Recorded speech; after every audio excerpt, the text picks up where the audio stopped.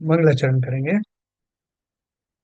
ओम नमः सिद्धेभ्यः जय श्री ओम नमः सिद्धेभ्यः जय श्री ओम नमः सिद्धेभ्यः।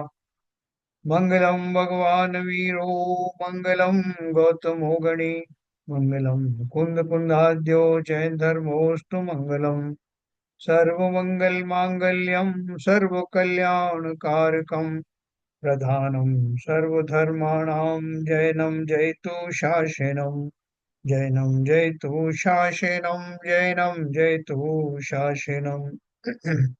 नमः समय साराय स्वानुभूत्या चकासते चित्स्वभावाय भावाय सर्वभावांतरच्छिदे। अध्यात्म अमृत कलश का सर्व विशुद्ध ज्ञानाधिकार हमारा चल रहा है, जिसमें हम जो निश्चय का कथन है वो किस तरह से सत्यार्थ है, व्यवहार का कथन किस तरह से कथनचित सत्यार्थ है और कथनचित ही है, ये सब बात अपन पढ़ रहे थे। और आचार्यों का जो मंतव्य है, आचार्यों के द्वारा जो शुभ राग आता है तो शास्त्र आदि का श्रवण कराने का या लोगों के प्रति कल्याणकारी भावना रखने का, वो कैसा राग है, उस राग का फल क्या है, और वीतरागी कौन होते हैं, वीतरागी करुणा में होते हैं या नहीं होते हैं, ये सारी बात अपन ने कल परसों में पढ़ी है। और थोड़ा उसी के आगे अभी विस्तार करना बाकी है।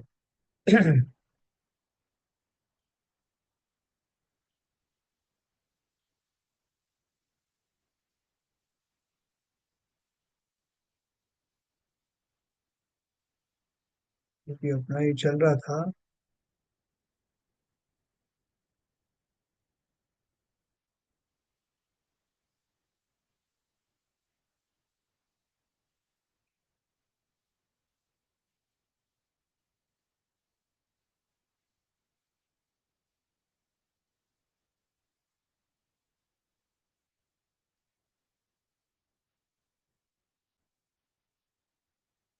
मैं बोला था कि ये एक क्वेश्चन पूछा था कि भगवान की पूजा क्यों करें। ना तो वो करुणावान है, ना उनको जो है हमको किसी तरह से कोई मतलब है, तो उनकी पूजा करने का फायदा क्या है, प्रश्न पूछा था। तब हम किस लिए उनकी पूजा करें। लोक में पूजा या तो भक्ति से की जाती है, जो अपने उपकारी के प्रति होती है, या इस भय से होती है कि हमारा बिगाड़ ना कर दे। वीतरागी जब बनाव और बिगाड़ दोनों नहीं करते, तब उनसे ना लाभ है ना हानि है।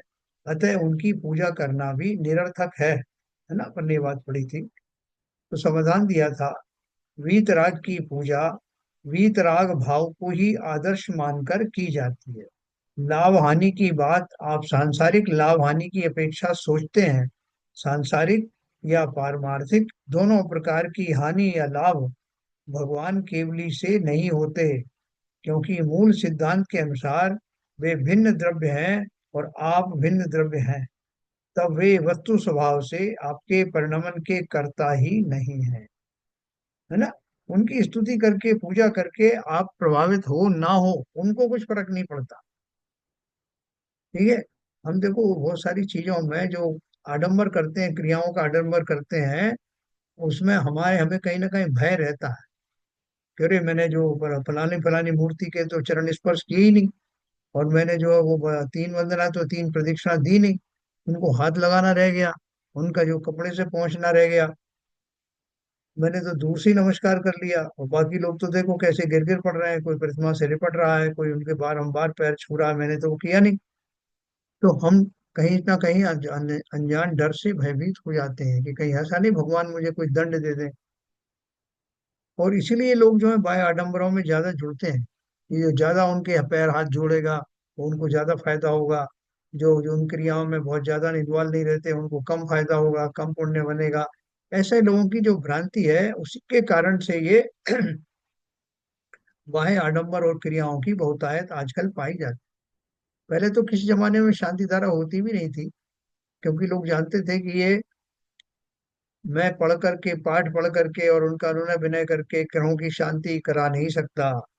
मैं किसी बीमारी को ठीक करने की प्रार्थना भगवान से करने से कुछ लाभ होने वाला नहीं। क्यों नहीं होने वाला लाभ, वो मैं आपको बताऊंगा। लेकिन फिर भी हम जो है वो अनावश्यक रूप से उसमें हमने बहुत सारी चीजें डाल दी।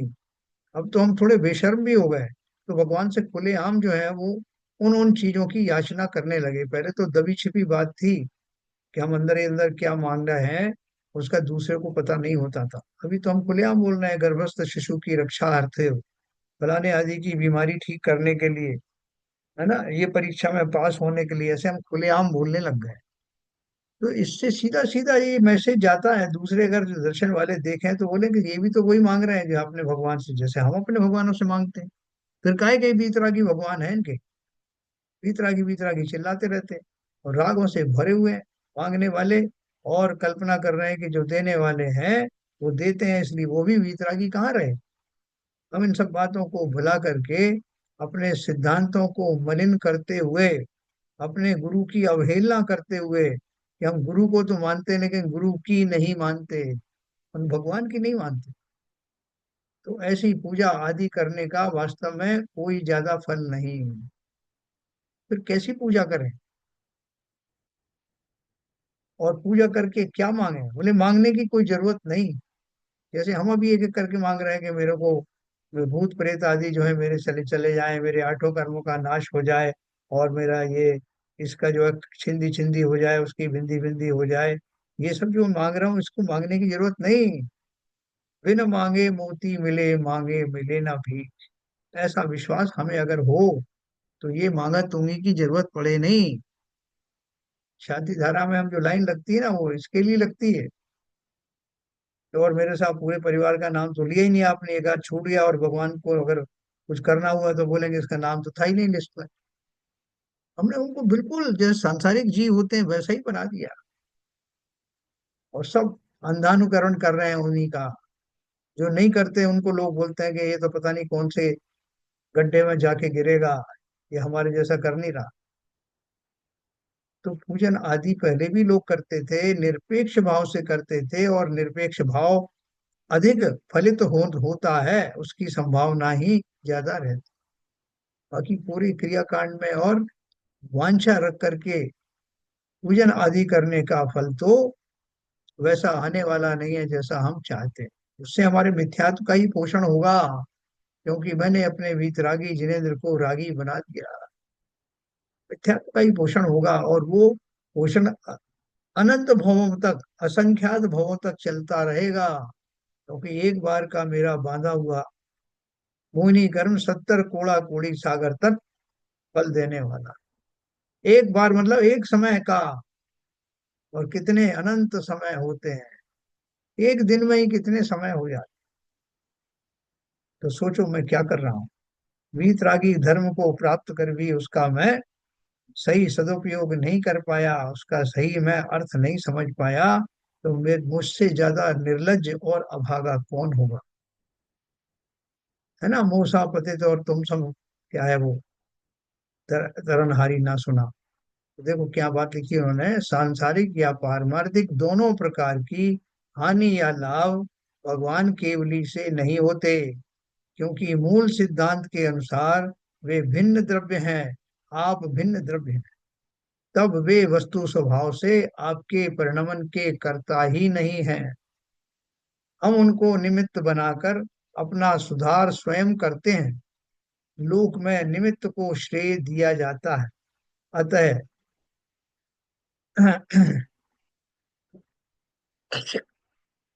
अतः जिन वीतराग को निमित्त बनाकर अपना कल्याण प्राणी करते हैं, उनके प्रति आदर का भाव स्वयं प्रकट होता है। यही उनकी पूजा का कारण है। अतः पूजन करना निष्फल नहीं है। वे भले ही हमारा बनाव बिगाड़ ना करते हों, पर हम तो उनकी श्रद्धा से अपना कल्याण कर लेते हैं। अतः पूजा करना सार्थक है। एक व्यक्ति जो है पूजन कर रहा है, और बहुत भक्ति भाव से कर रहा है, बहुत जबरदस्त दिखाई दे रहा है, उसकी जो भाव दिख रहे हैं वो बहुत भाव ऐसे, लेकिन अंदर ही अंदर वो वांछा सहित कर रहा है।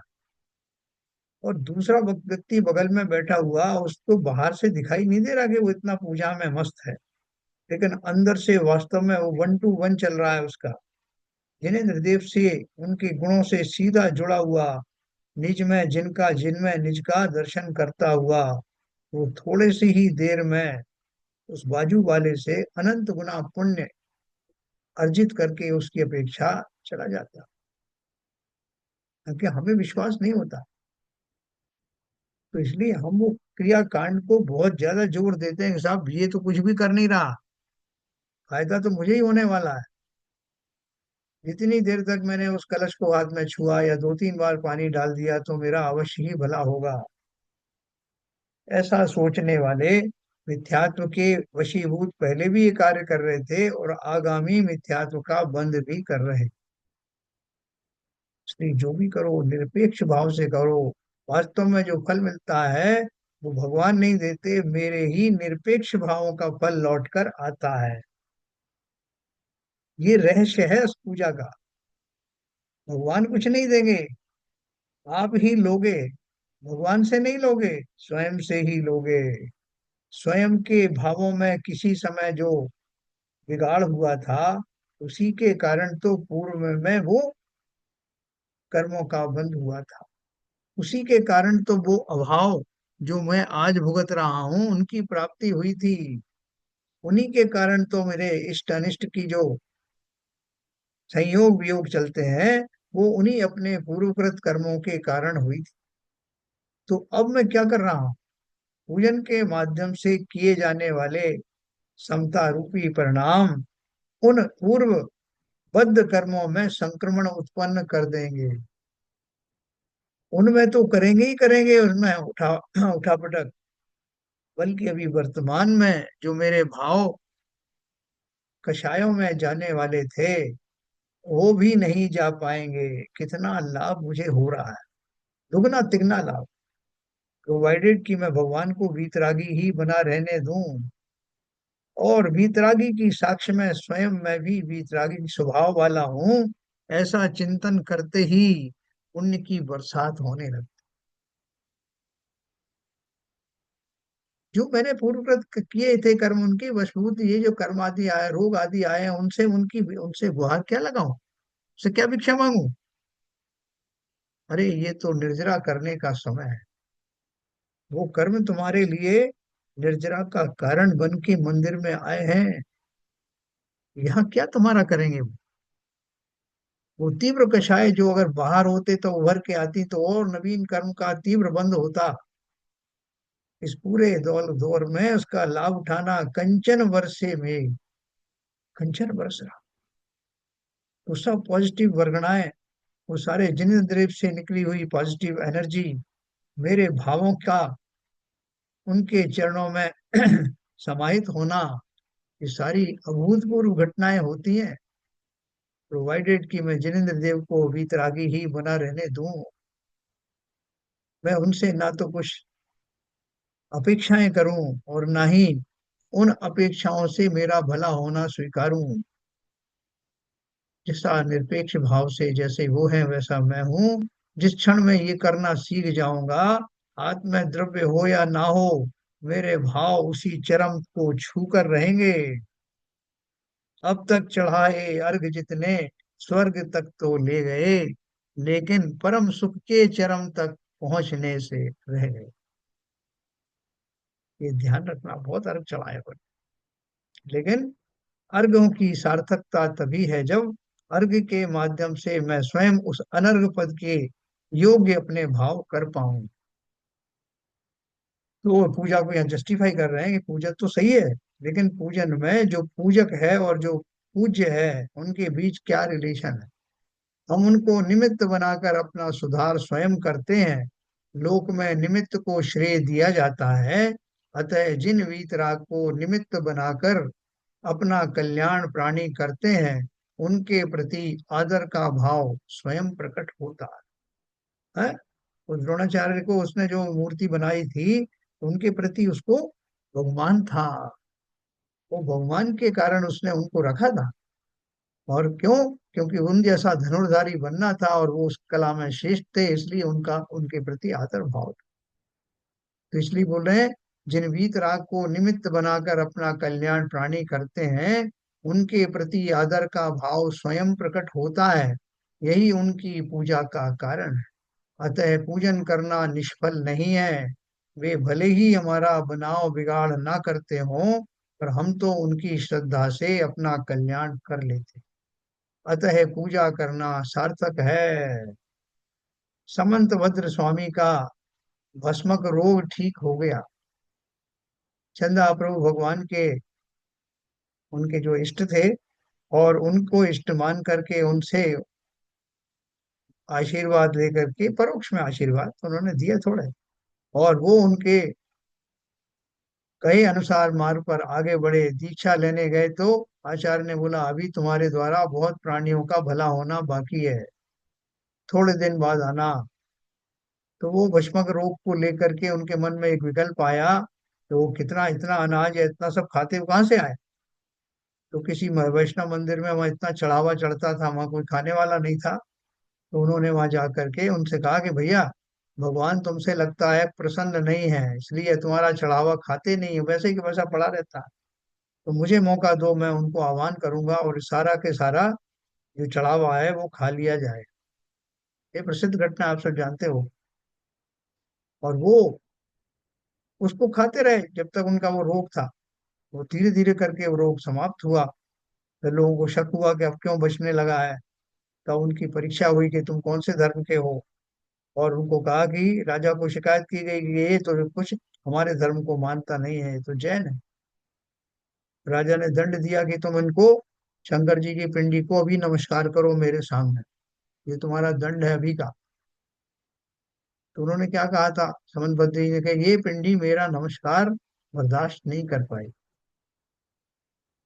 बोले, अरे कैसे नहीं कर पाई, करो। तो उन्होंने उसको तार से बंधवा दिया था पहले ही, इसके टुकड़े उचट के जाएंगे। और फिर सबकी साक्षी में जब उन्होंने चंदा प्रभु भगवान का हृदय से स्मरण किया, तो वो अद्भुत घटना घटित हुई।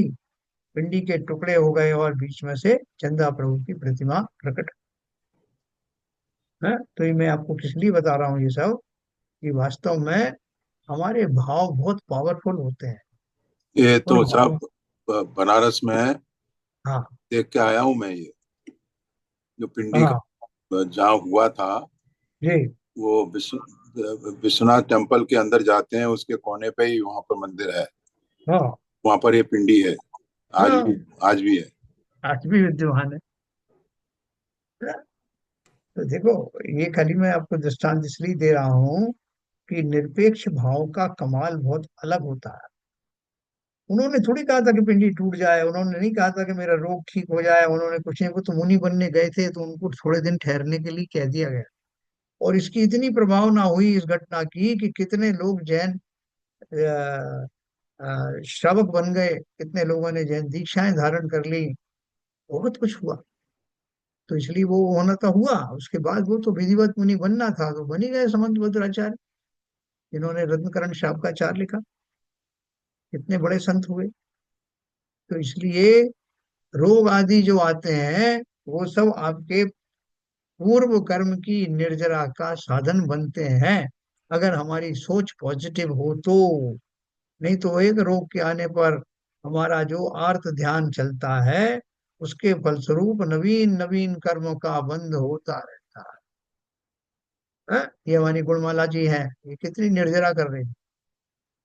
कितनी बीमारी हो, कैसी दशा हो, आड़े होकर टेढ़े होकर सो करके लेट करके भी स्वाध्याय जरूर सुनना है।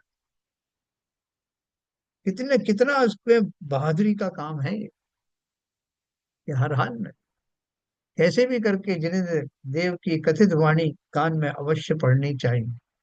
ये जो श्रद्धा है, इसमें अगर आपको समझ में कम भी आए तब भी चलेगा, लेकिन श्रद्धा है कि ये पर्याय का कैसे सदुपयोग किया जाए। रोग आदि तो आते रहते हैं जाते रहते हैं, लेकिन ये संस्कारों का कारण ऐसे स्वाध्याय आदि के क्षण हमेशा मिलते नहीं, हर पर्याय में नहीं मिलते। वास्तव में आज वो महाराज कह रहे थे कि ये आप लोगों के लिए ये लग्जरी है, वरना तो ये सुनने को ही मिलते नहीं। सुनते भी तो समझ में आने वाले नहीं। कोई हमने अतिशय पुण्य किए थे, जिनके फलस्वरूप हम छने पानी में आए। छने पानी का अर्थ समझना। पहले कभी वो तारा टूटता था, आप आंगन में सो रहे होते हैं तो वो तारे को टूट के बच्चों से क्या बोलती हैं, बच्चों के सामने बूढ़ी अम्माएं, दादा दादियां क्या बोलती हैं कि भाई छने पानी में जाना। मतलब क्या है, क्यों कह रही है वे, ये बूढ़ी माँ क्यों बड़बड़ा रही छने पानी में जाना? उन्हें सामने एक तारे को टूटता हुआ देखा और बोलनी छने पानी में जाना। इसका अर्थ क्या है? एक जीव जो है अपने पर्याय से भी मुक्त हुआ, ज्योतिषी देव था, तो अब वो कहीं तो जाएगा। तो वो कामना कर रहे हैं कि भैया छने पानी में, अर्थात संस्कारवान जनेश्वरी धर्म को अपनाने वाले परिवार में जन्म लेना, छने पानी का अर्थ। कैसी कामनाएं, मंगल कामनाएं, तारे को टूटता हुआ देख करके उसकी स्थिति वहां से च्युत होते हुए देख करके कामना करना कि ना तेरा नवीन जन्म जैनियों में ही हो। आज छना पानी कौन जानता है? छना पानी कौन पीता है? आज तो बोतल चलती है, बोतल, बोतलें डिस्ट्रीब्यूट होती हैं, धार्मिक अनुष्ठानों में भी होती हैं, सब जगह होती हैं। आज तो कोई घर से अगर बोतल लेके जाए तो उसे पिछड़ा हुआ माना जाता है। ऐसा मूर्ख है, सब जगह मिल रही है, ट्रेन में यहाँ वहाँ बोतल, पैसे नहीं खर्च करना चाहता कि भैया वो वहां छना हुआ लाया। अरे छने उसे क्या करना है छना, ये तो वहां से फिल्टर से निकला हुआ है, आरओ का पानी। लेकिन वो उन भावनाओं से युक्त नहीं। हो सकता है कि वो माइक्रो फिल्टर होकर के उससे भी ज्यादा महीन छना हो, लेकिन जिस भाव के साथ में पानी को छाना जाता है, जिसमें उन जीवों के प्रति करुणा दिखाई जाती है, उन संस्कारों का क्या करोगे? इसलिए जहां भी जाओ, कम से कम जो वृद्ध है, कम से कम जो इस रहस्य को समझते हैं, एक बोतल अपनी छोटी सी छने पानी की लेके जाओ। वो बरसों से भरा हुआ पानी जो है वो वास्तव में पीने योग्य नहीं, और उसमें खास तौर से जीव दया के भाव तो जुड़े हुए हैं ही। और हम जो देखते हैं कि सारे पी रहे हैं तो हमारे मन में करता है कि फ्री में पानी मिल रहा है तो दो चार घटक लेते हैं, फिर वो इच्छा भी नहीं है तब भी। ये बहुत छोटी छोटी बातें हैं, लेकिन इनसे हमारा कर्मों का संबंध निश्चय ही है। मैंने ही वो बांधे हैं, और बंधने के बाद जब उदय में आते हैं तब भी मुझे समझ कहाँ आती, मैं फिर बांध लेता हूँ नए, दुखी होकर सुखी होकर। तो ठीक है, तो अपन समझे कि ये प्रश्न उन्होंने पूछा था कि जब वो जिनेंद्र देव कुछ करते धरते नहीं है तो उनकी पूजन करने से क्या फायदा है, उसका उत्तर अपन ने पढ़ा। अतः पूजन करना निष्फल नहीं है।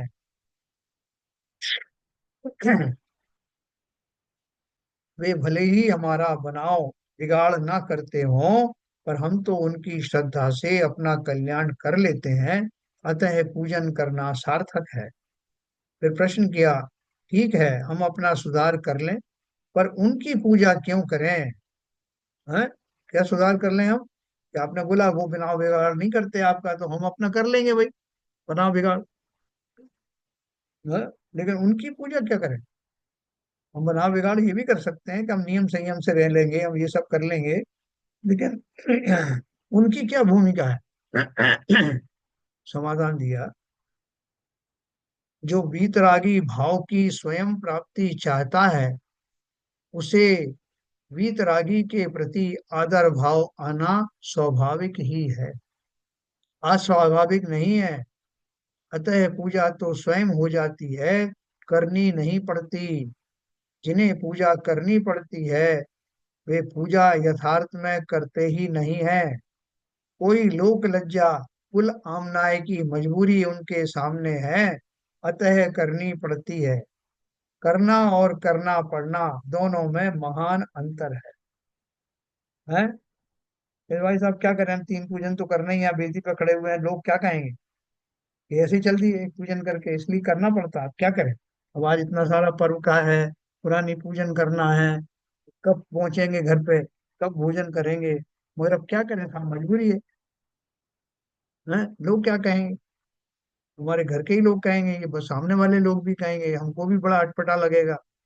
इसलिए हम तो क्या करते हैं कि जो जितनी पूजन हम पहले दो पूजन करते थे जितनी देर में, उतनी देर में ही हम छह पूजन कर लेते। तो करना पड़ता है, या करने का भाव है। करने पड़ने के भाव से करोगे तो वो दो पूजन का जो पुण्य मिलता था वो भी आज नहीं मिलेगा, क्योंकि मेरा चांचल्य जागृत हो गया। मैं उस स्थिरता के साथ भावों में वो बनाए नहीं रह पाता, रख पाता। तो इसलिए बोल रहे हैं जो वीतराग की, हाँ, करना और करना पड़ना दोनों में महान अंतर है। प्रश्न दिया, सहस्त्र नाम में भगवान केवली अनंत को दया ध्वजय, दया मूर्ति आदि नामों से जो लिखा है, क्या वे मिथ्या है? समाधान दिया, जैसे भक्तिवश हम उक्त शब्दों का प्रयोग करते हैं, वैसे उन्हें अत्यंत निर्दय ऐसा भी तो लिखा है। यह भी तो उनके अनेक नामों में एक है। ये हमने कल पढ़ा था ना, कि उनमें अत्यंत निर्दय नाम का भी एक शब्द आया है। दया ध्वजय, दया मूर्ति तो लिखा ही लिखा है, और उसके अलावा अत्यंत निर्दय भी लिखा है। प्रश्न लिखा था कि निर्दय तो हिंसक परिणाम वाले को कहते हैं, तब ऐसा नाम उन्हें दे देना अज्ञानता का सूचक है। समाधान दिया, ऐसा नहीं है। दया राग है, उससे रहित होने से जैसे वीतराग कहना उपयुक्त है, उसी तरह निर्दय कहना भी अनुपयुक्त नहीं है। दया रूप शुभ राग से सर्वथा रहित होने से अत्यंत निर्दय शब्द का प्रयोग किया है। उसका अर्थ अत्यंत वीतराग ऐसा ही है, जो न दया के भाव रखते हैं, करुणा के भाव रखते हैं, न अदया का भाव रखते हैं, अर्थात जो समता में रहते हैं वही तो वीतरागी हैं। है ना? अभी इसमें वीतरागी और वीत द्वेष भी अपन ने पढ़ा था। वस्तुतः वीतरागी वीत द्वेष भी हैं। अतः लौकिक जनों द्वारा प्रयुक्त दयावान और निर्दय दोनों शब्दों के प्रयोग उनके लिए नहीं किए जा सकते। फिर भी जो किए गए हैं, सो उन दोनों प्रकार के परस्पर विरोधी शब्दों का प्रयोग भी इस बात का प्रमाण है कि वे वीतरागी वीत देशी हैं। वीतरागी किसे बोलेंगे? जो किसी तरह के करुणा भाव आदि नहीं करते, वीतरागी। और वीत द्वेषी किसे कहेंगे? जिनको किसी में कोई क्रूरता नहीं है, अदया का भाव नहीं है, वो वीत द्वेषी है। क्योंकि किसी से द्वेष होता तभी तो क्रूरता आती है, निर्दयता आती है, जिसे हम निर्दय कहते हैं। तो ना अब तो वो दयावान है, ना वो निर्दय है। इसलिए ना वो रागी है, ना ही द्वेषी है।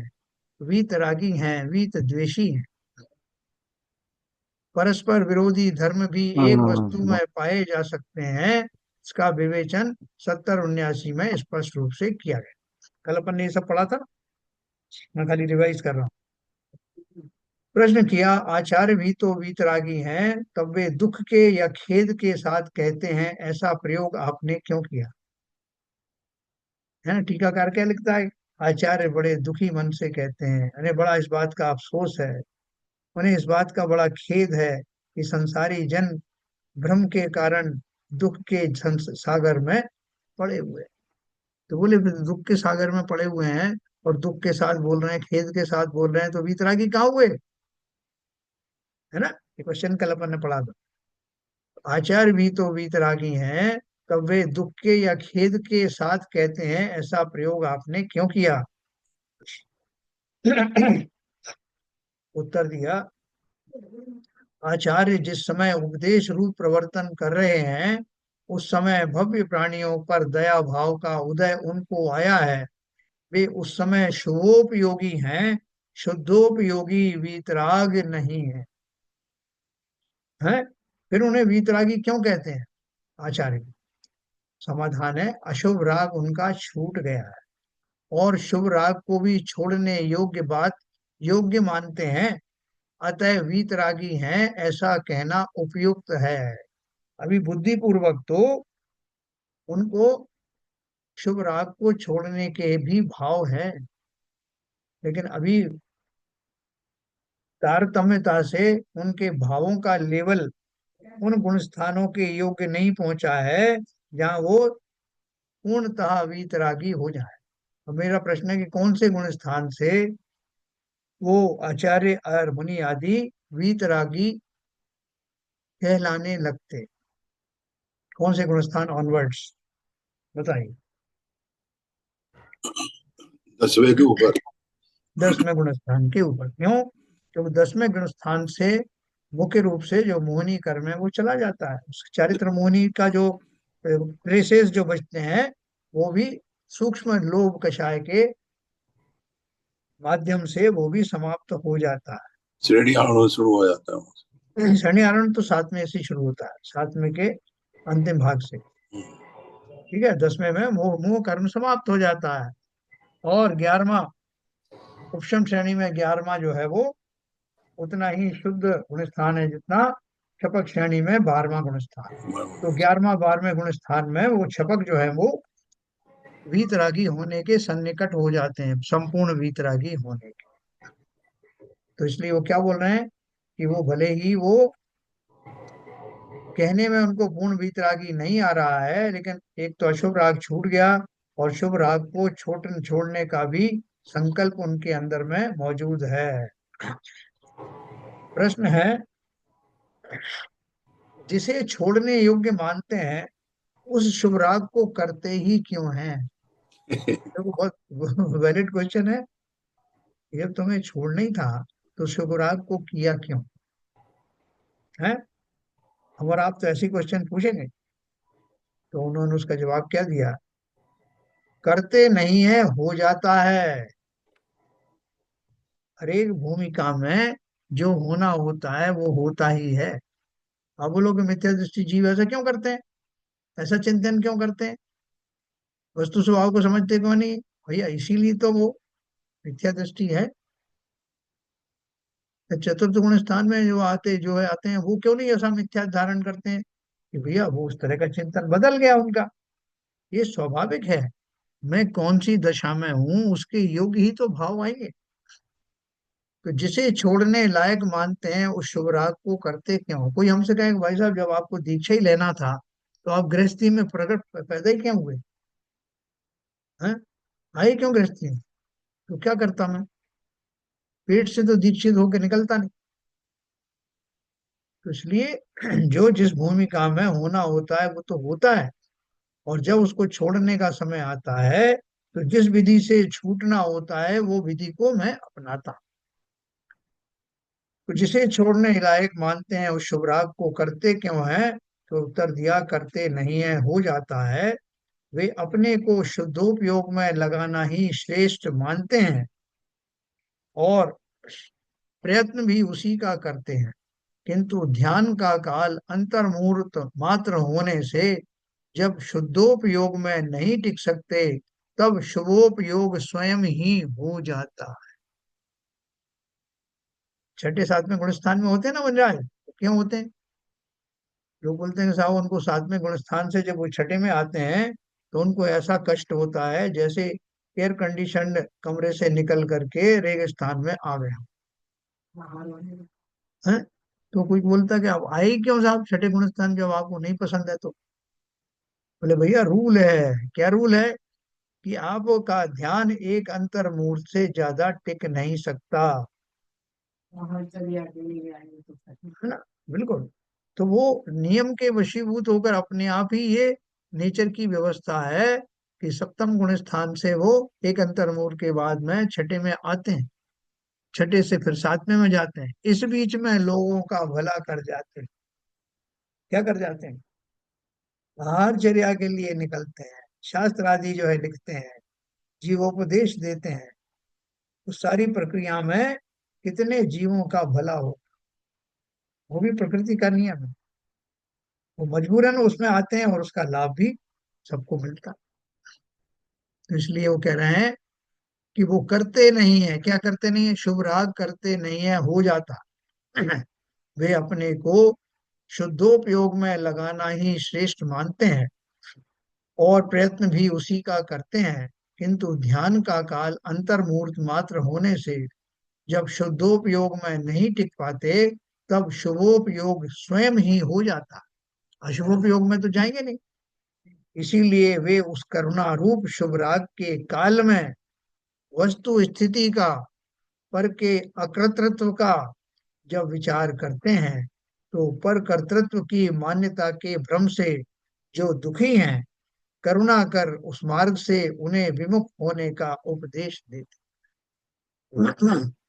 देखो जीवों का कैसा भाव होता है कि सीता का जीव, जिसको रावण ने कितना परेशान किया, एक भाव में नहीं कई कई भाव में, लेकिन जब उस मालूम पड़ा ये प्रत्येंद्र बन के बैठे हुए हैं सीता के जीव, सोल में स्वर्ग में अभी भी हैं, और उनको ज्ञात हुआ कि रावण हमारा अपना ही तो था ना, क्योंकि हमें शत्रु से भी हमारे रिलेशन हो जाते हैं। वो कहाँ है, किस कंडीशन में है, अवधि ज्ञान से जाना तो पता लगा कि वो फला फला नरक में है। और वो तुरंत प्रभाव से उनको वहां से उस संकट से बचाने के लिए, क्योंकि हमारा परिचय है ना उनसे, सीता जी का, उस जीव का परिचय होने से उनको ऐसा मन में ऐसा प्रेम जागृत हुआ उसके प्रति, करे बेचारा कितनी तकलीफ में है, उसको नरक से निकाला जाए।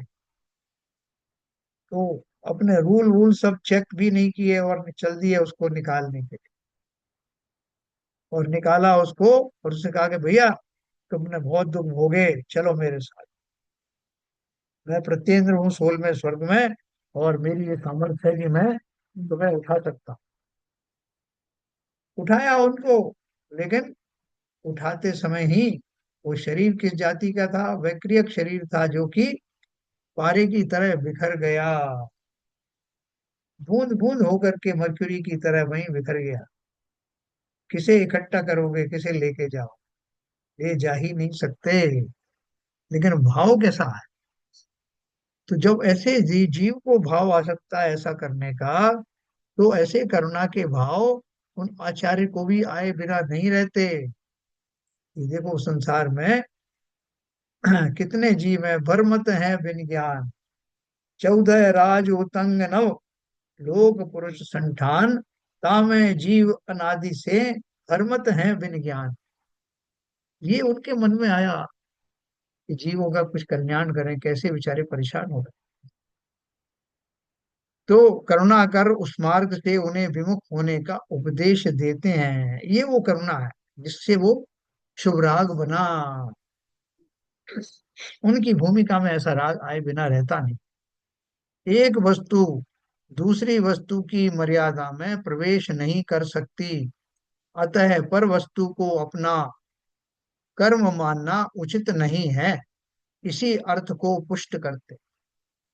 बार बार बता रहे हैं, ध्यान रखना, मैं किसी का भला बुरा कर नहीं सकता, कोई मेरा भला बुरा कर नहीं सकता।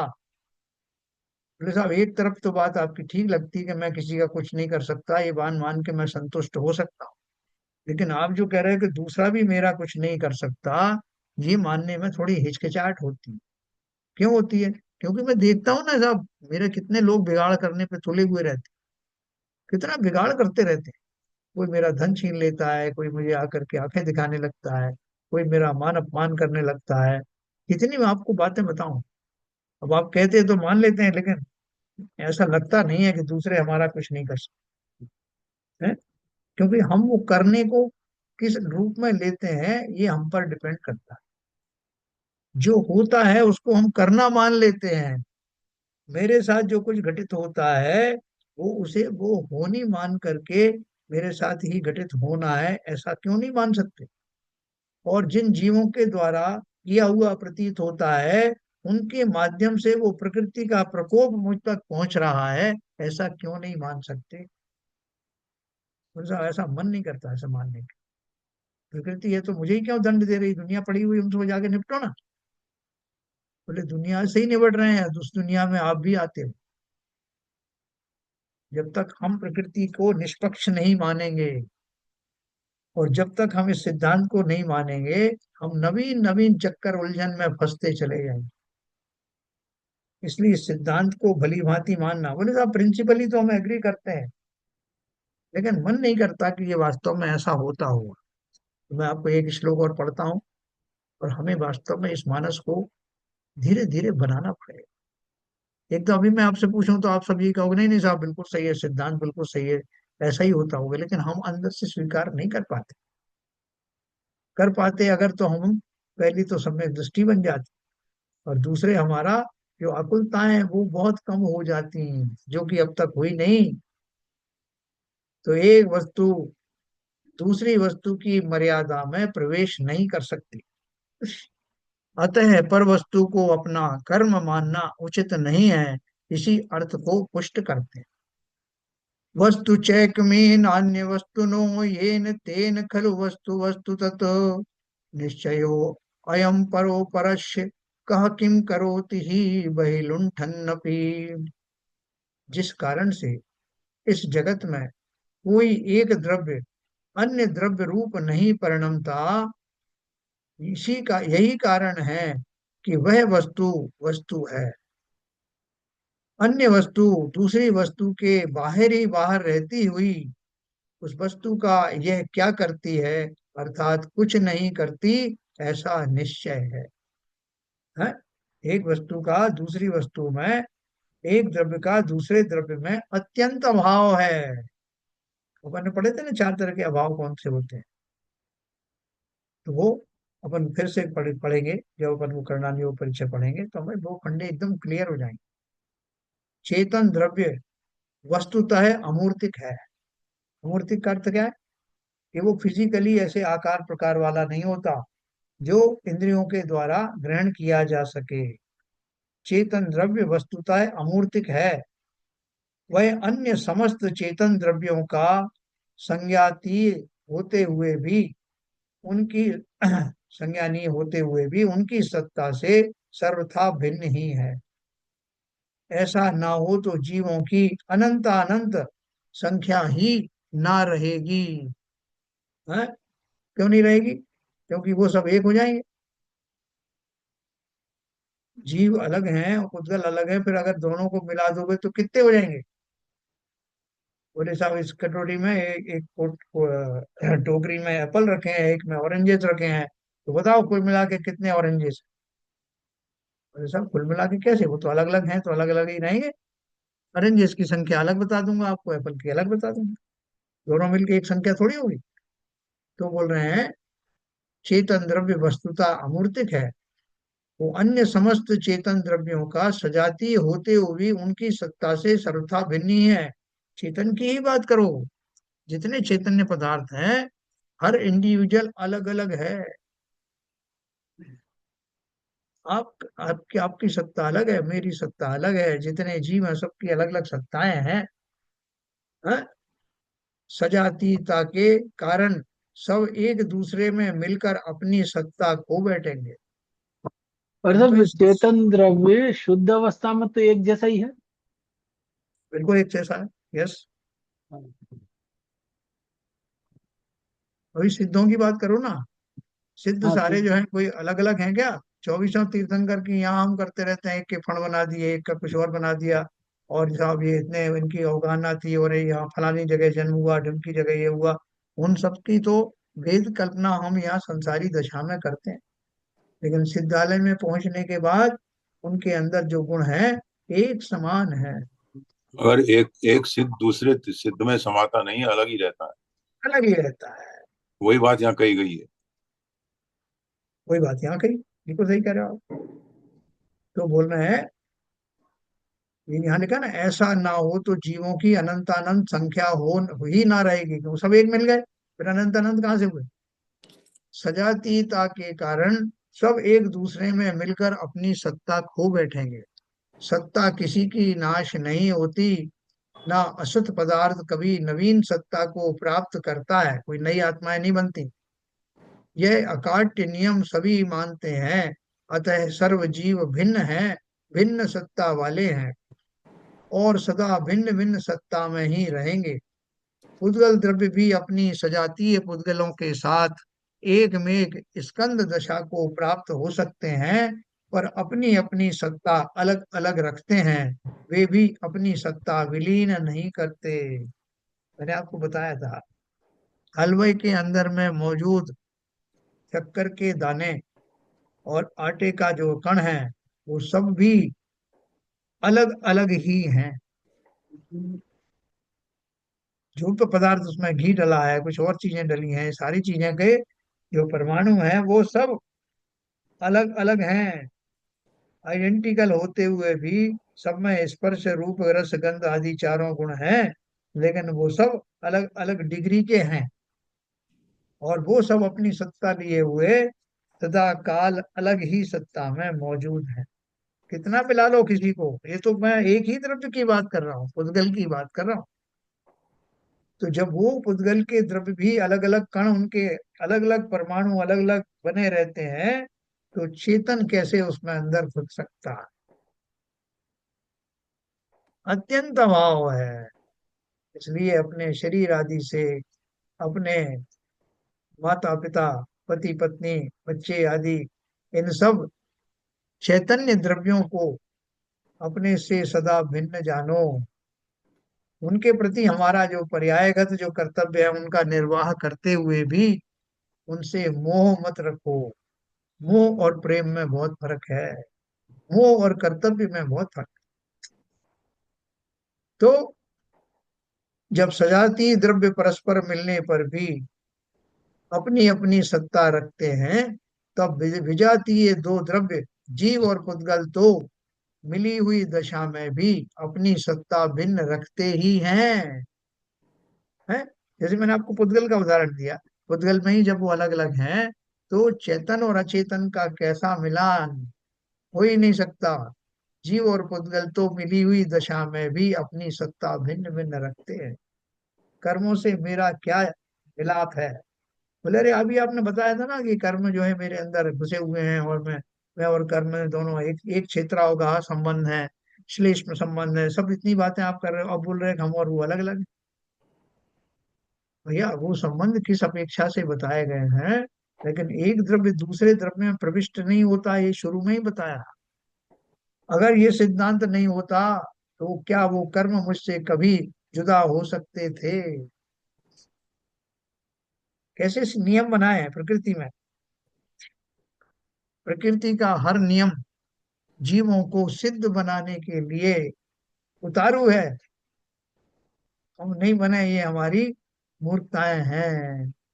सारे साधन इसी दिशा में हेल्प कर रहे हैं। आपको रोग आते हैं, शोक आते हैं, शत्रु आते हैं, किस लिए आते हैं? आपको ये इंडिकेट करने के लिए कि कहूं न सुख संसार, सब जग देखो अच्छा। तुम खुद रियलाइज करो ना, हमारे कहने से थोड़ी मानोगे। आचार्य कहते हैं खुद रियलाइज करो, मेलोडी खाओ, खुद जान जाओ। ये सारे दुख सुख का स्वयं वेदन करो, और विश्वास करो कि संसार तुम्हारे रहने योग्य नहीं। और तब तुम निकल पाओगे, और निकलने के सारे साधन खुले हुए हैं, सारे चैनल ओपन है। एक वस्तु दूसरी वस्तु के बाहर ही बाहर रहती है, दूसरे का कर्तृत्व उसमें कैसे है? किसी भी प्रकार नहीं है। तो कल अपन एक क्वेश्चन पढ़ेंगे।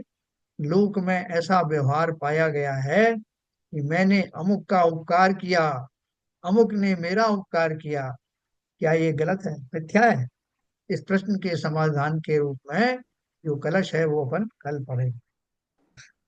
है ना? देखो हमारी जो भ्रांतियां हैं प्रैक्टिकली, एक एक करके भ्रांति निकलना चाहिए।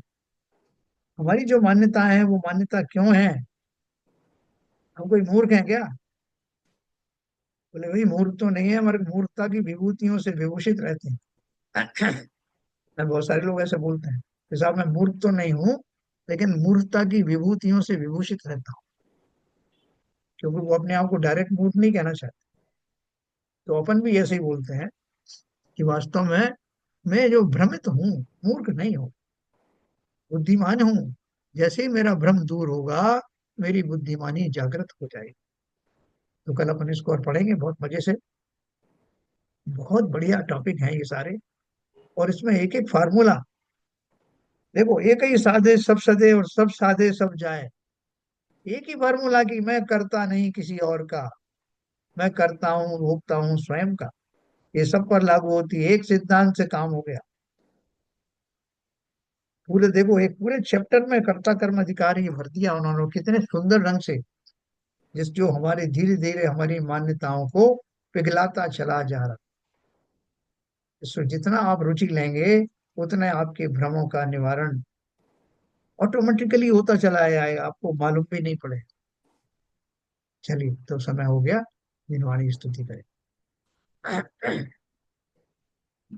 ललित जी।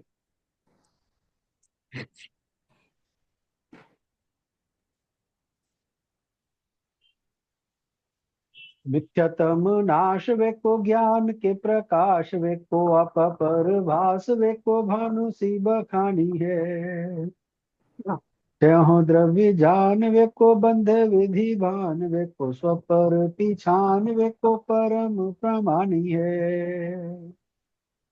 अनुभव बताए वे को जीव के जताए वे को काहू न सताए वे को भव्य और आनी है। जहाँ तहाँ तार वे को पार के उतार वे को सुख विस्तार वे को यही जिन वाणी है। हे जिनवाणी भारती तो है जो पूजन रहन, जो तेरी शरणा गए सो पावे सुख चैन। या वाणी के ज्ञान से सूझे लोकालो, सो वाणी मस्तक धरो सदा देते हैं धो, सदा देते हैं धो। जिनवाणी माता की जय। नमो।